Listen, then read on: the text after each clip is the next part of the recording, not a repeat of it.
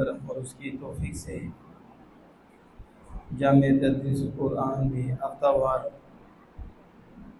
बज़्म इल्म व अदब इनेक़ाद पज़ीर है।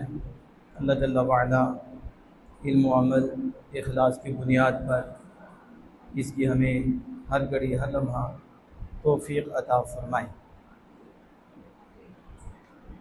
बड़े खूबसूरत अंदाज में साहबज़ादा अल्लामा हाफिज़ फ़ज़ैल साहिब औलिया इज़ाम की शान में कुरान मजीद बुरहान रशीद की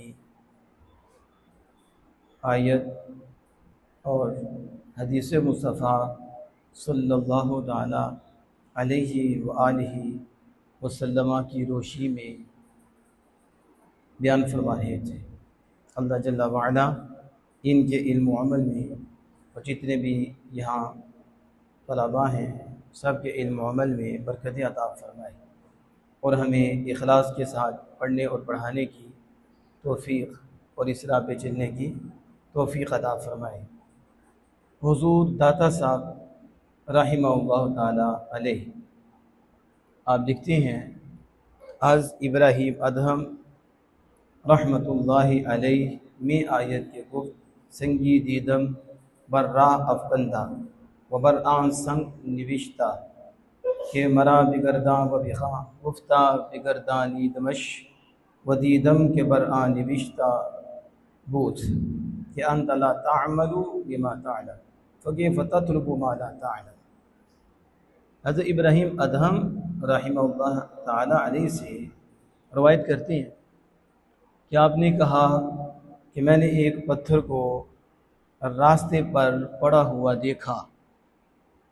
उस पत्थर पर लिखा था कि मुझे पलटिए और पलट कर पढ़िए। कहते हैं कि मैंने उसको पलटा और मैंने देखा कि उस पर लिखा हुआ था कि तू अपने इल्म पर अमल नहीं करता, तो अपने इल्म पर अमल नहीं करता, नामुमकिन है कि जिसका तुझे इल्म ना हो तो उसको हासिल करे। जो पहले हासिल है उसके मतलूब पर तो अमल नहीं करता और जो हासिल नहीं है उसको आगे हासिल करना चाहता है। फरमाया ये नामुमकिन है। दाता साहब फरमाते हैं मतलब ये है यानी कारबंद आ बाश के दानी ताबा बरगाद आना दानिस्तानी बेदानी, यानी उस इल्म पर अमल करने वाला हो जा जिसे तू जानता है, यानी जिसका तुझे इल्म है उसका आमिल हो जा, तो उस अमल की बरक़ात से ये जो तू अमल कर रहा है उसकी बरक़ात से जो तुझे इल्म नहीं तो उसका भी इल्म हासिल कर लेगा और तुझे उसका भी इल्म आ जाएगा। यानी बग़ैर कस्ब के, बग़ैर मेहनत के और बग़ैर मुशक्क़त के उस चीज़ का इल्म तुम्हें उस इल्म के मुद्दा और मकसूद पर अमल करने की बरकत से हासिल हो जाएगा। तो ये जो चीज़ है ये आज के दौर में नापैद होती जा रही है। पहली बात है कि इल्म ही नहीं, जहालत है, और सर पे इमामा रख के कोई आलिम नहीं बन जाता, कुब्बा जुब्बा पहन के कोई आलिम नहीं बन जाता, और कुब्बे जुब्बे का नाम आलिम होना नहीं है। आज के तो 2 नंबरों ने ये चीज़ें पहनी है दुकानदारी चलाने के लिए और अच्छी चलती है। अभी भी हमारे पास अल्लामा ताहिर अब्बास साहब हैं, तनवीर अब्बास साहब हैं, मौजूद हमारे सामने। आज ये भी जुब्बा पहन लें और सर पे खूब ठीक ठाक है भी, अब आलमी दीन बामल है, अल्लाह का फजल है, पहन लें। जूता भी कोई अच्छी सूरत का हो तो उधारी गाड़ी ले लें, ठीक है, तो फिर इनके जूते भी चूमे जाएंगे। इनके इल्म की वजह से नहीं चूमे जाएंगे, इनके ज़ाहिर की वजह से चूमे जाएंगे। ज़ाहिर बहुत खूबसूरत है, ज़ाहिर है। जो चालाक लोग होते हैं, जो होशियार लोग होते हैं, वो समझते हैं कि दुकानदारी किस तरह चलेगी और किस तरह जो है ख़रीदार आएंगे और किस तरह हमारी जेबें भरी जाएंगी। तो जाहिर है जिन्होंने कमाई करनी है तो फिर वो तरीक़ाकार भी उनको पता है। फिर वो देखते हैं कि लोग ज़ाहिर पे मरते हैं। किस पे मरते हैं? वो इल्म पे नहीं मरते, इल्म का तो उन्हें पता ही नहीं। उन्हें क्या पता इल्म क्या होता है, दीन क्या होता है। उन्हें तो ये होता है कि खतीब साहब छत के साथ जुड़ जाएं। सुभान अल्लाह माशाअल्लाह। कब हुई है? जब खतीब साहब ने स्पीकर पकड़ लिया, नारा भी लग गया। तो पहले जो खतीब साहब थे जो पहले बयान कर रहे थे वो को टप्पे सुना रहे थे, पहले भी कुरान ही सुना रहे थे, पहले भी आमिना के लाल संदसों की फरामी नहीं सुना रहे थे। लेकिन आगे बैठे हुए दीन पे सुभान अल्लाह नहीं कहते, ये नाचे टापे पे कहते हैं या फिर अंदाज पे कहते हैं, जाहिर पे कहते हैं। वो समझे कि अच्छा इससे पकड़े जाते हैं तो बस पकड़ लिया। दाता साहब रहमतुल्लाह अलैह ने कश्फ मजूब में सब खोल के रख दिया है। जिसने सूफी को भी परखना हो दाता साहब को पढ़ लो कि सूफी किसे कहते हैं, वली किसे कहते हैं। फुज़ैल साहब तो थोड़ी सी बात कर रहे थे और हम गुफ्तगू करें तो दूर तक वली नहीं मिलता। जिसे वली आला हज़रत इमाम अहले सुन्नत लिखा है, जिसे दाता साहब ने लिखा है, वो पता नहीं अर्श पे चले गए हैं, किताबों में नज़र आते हैं, वगरना जो उन्होंने लिखा है उसके मुताबिक नज़र नहीं आते। ना आलिम उस तरह का नज़र आता है, बहुत कम है। सारे को डॉक्टर साहब तो नहीं ना, सारे को भी सैयद मुज़फ़्फ़र हुसैन शाह साहब तो नहीं है ना कोई उलामा सैयद ज़ैनुल आबिदीन शाह साहब है। थोड़े हैं जो उलामा हैं, जब इन पे तोलते हैं तो हमें नज़र ही नहीं आते कि उलमा कहाँ हैं। जिनको दाता साहब आलिम कह रहे हैं, जिनको दाता साहब सूफ़ी कह रहे हैं और जिनको आला हज़रत सूफ़ी कह रहे हैं, ये ला खौफ़ुन अलैहिम वला हुम यहज़नून तो हम गवैयों पे भी लगा देते हैं। हम तो दाढ़ी मुंडों को भी कुर्सी पे बैठा के ला खौफ़ुन अलैहिम वला हुम यहज़नून साबित कर रहे होते हैं। ये वली साहब इब्ने वली, वली का बेटा भी वली साहबज़ादा बन गया। आखिर क्या ज़रूरत है, चलते जाएं। वैसे मैं साहबज़ादा से चेड़ी खाता हूँ, मेरी अपनी एक आदत है। लेकिन तो साहबज़ादा ना बने, खुदा का बंदा बने। क्या बने? आमिना के लाल का गुलाम बने। ये साहब सदगी ले जाती है। आगे क्या है? आलिम का बेटा भी आलिम होता है। ये कहाँ का कानून आलिम का बेटा आलिम है और कोई आमिर है तो उसका बेटा भी आमिर है? ऐसा नहीं होता। वही होता है जिसमें लियाकत होती है, वो अल्लाह ने दी है। ये नहीं है कहाँ ताजदार सदाकत है, नस्बे मुस्तफ़ा है, खूने मुस्तफ़ा है, लेकिन नहीं, अंबिया के बाद सबसे अफजल है। तो किस चीज ने उनको इस रुतबे तक पहुंचा दिया? तो आप कहेंगे तकवे ने इस रुतबे तक पहुंचा दिया। इल्म और इल्म के मुक्तदा पर अमल, और दिल सिद्दीक़ अकबर का रज़ियल्लाहु ताला अन्हु, तो उस दिल से इल्म के मुक्तदा पर अमल किया है। अंबिया के बाद सारी मखलूक से, सारे बशरों से अफजल होने का मकाम पाया है।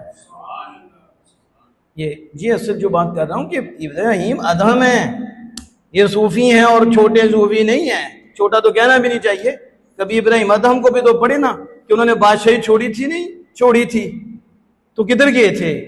क्या उन्होंने कोठियां रखी थी? महल छोड़े और फिर वो बादशाहत मिली कि सुई भी मछलियां लेके आती। आर्डर मछलियों पे चलता है। हज़रत ज़ुन्नून मिस्री हैं और दो ज़ुन्नून हुए हैं, एक यूनुस अलैहिस्सलाम व ज़ुन्नूनी, मछली वाले, नून मछली को कहते हैं। साढ़े पंजाबी च नून, ठीक है, ये अरबी का मजाक उड़ाने वाला काफिर हो जाएगा। कुरान है व ज़ुन्नून, मछली वाले। तो एक यूसुफ अल्लाह अज़्ज़ा व जल के नबी यूनुस अलैहिस्सलाम और दूसरे अल्लाह के वली ज़ुन्नून मिस्री रज़ियल्लाहु ताला अन्हु। मछलियों के लिए भी आमीन थी, लेकिन ये वो लोग थे जिन्होंने दिलों के बादशाहत की है, जिनको अल्लाह ने ये, इससे बड़ी दौलत क्या थी, उन्होंने दुनिया को टांग मारी, ला खौफुन अलैहिम वला हुम यहज़नून के मकाम पे आए, सब कुछ पा गए, वो बादशाह बन गए। तो अल्लाह ने ला खौफुन अलैहिम वला हुम यहज़नून वाले वो हैं जो मर के जिंदा होते हैं। कौन है? इधर तो पता नहीं कहाँ मरते हैं, लेकिन वो ज़ाते खुदा में फना होते हैं, फना फिल्लाह से बका बिल्लाह का मकाम पाते हैं। उन्हें कहा ला खौफुन, जिनके मुतलिक शहंशाह बगदाद हुजूर गौसे आजम रज़ियल्लाहु अन्हु फरमा रहे हैं, वो क्या है, तेरे दिल में तौहीद आए, तौहीद का नूर आए। और वो क्या होता है, मां सिवाय अल्लाह के फिर किसी और का ख्याल नहीं होता। वो कहते हैं अल्लाह, तो जलवा भी अल्लाह का होता है, अल्लाह के सिवा दिल में किसी और का ख्याल नहीं होता। उनका कहना इसमें आज़म होता है। ये वो लोग ऊंची हस्ती हैं। अब तो मुझे इस हवाले से भी ख्याल करना पड़ता है कि ला खौफुन अलैहिम वला हुम यहज़नून पे बहस कैसे करें, क्या करें, और इसका मिज़दाक़ कौन हो। इसके पहले मिज़दाक़ रसूलुल्लाह सल्लल्लाहु अलैहि वसल्लम के ताबे सहाबा कराम और अहले बैत अतहार है। वो वली हैं। अगर जो सहाबा का टाइटल ऊंचा टाइटल है, लेकिन विलायत इसके अंदर है, लेकिन उस विलायत से आला सहाबियत है। और वो वली नहीं बनता जब तक सहाबा के ताबे ना हो। तो ये जो मैं अर्ज कर रहा हूं कि अमल, इल्म और अमल, क्या इल्म हासिल करना और उस पर अमल करना जिसमें इखलास हो, तो अल्लाह पाक उसकी बरकतें देता है। और फिर बगैर सीखे ही अल्लाह पाक जो नहीं जानता उसका भी इल्म अता फरमा देता है। और ये बात पक्की है, खुलूस की बुनियाद पर उसे अल्लाह की तरफ से इल्का होता है। और कितने मसाइल जो हैं उसे आ जाते हैं। इमाम मोहम्मद सारी रात लेटे रहे, इमाम शाफी 100 नफल पढ़े। तो उन्होंने कहा कि इमाम शाफी अली रहमा को उसका मफहूम था, आप तो अपना ही करते रहे, इबादत करते, अपनी बेहतरी करते रहे, मैं सारी रात मखलूक के लिए सोचता रहा। 1000 मसाइल मुझ पे नासिल हुए, 1000 मसाइल। कौन सी किताब पकड़ के देख रहे थे, किधर से आए। ये हैं वो लोग जिन्हें हम सूफी कहते हैं। अगरचे उनके ऊपर टाइटल है आलिम दीन होने का, आज ये है कि जो आलिम है वो सूफी नहीं है। पीछे अपना पीर सैयद फिदा हुसैन शाह साहब को पीर, तो आप कहते हैं मैं पीर है ही नहीं, सीधा उन्होंने कहा मैं पीर कोई नहीं, है ना, हकीकत है मैं पीर कोई नहीं, तो ना मुझे पीर कहा करो, मैं पीर नहीं। उन्होंने कहा मैं आलिम भी नहीं, मैं खतीब हूँ। बात हुई ना, मैं मुताला करके बयान करता हूँ। ऐसे सच्चे लोग कहाँ मिलेंगे जो साफ बात करते हैं कि ना हम आलिम हैं ना हम पीर हैं, हम क्यों जुल्म करें अपनी जात पे भी, लोगों पे भी।